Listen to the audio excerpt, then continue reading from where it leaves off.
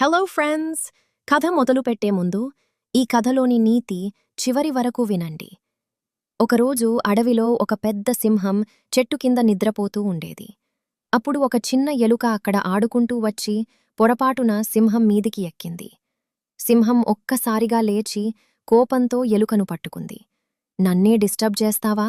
ఇప్పుడు నిన్ను తినేస్తాను అని గర్జించింది. చిన్న ఎలుక భయంతో ఇలా చెప్పింది, దయచేసి నన్ను వదిలేయండి. ఒకరోజు నేను కూడా మీకు సహాయం చేస్తాను. అది విని సింహం నవ్వింది. నువ్వా? నాకు సహాయం? అని చెప్పి దయతో ఎలుకను వదిలేసింది. కొన్ని రోజుల తర్వాత ఆ సింహం వేటగాళ్లు వేసిన వలలో చిక్కుకుంది. ఎంత ప్రయత్నించినా బయటకు రాలేక గట్టిగా అరిచింది.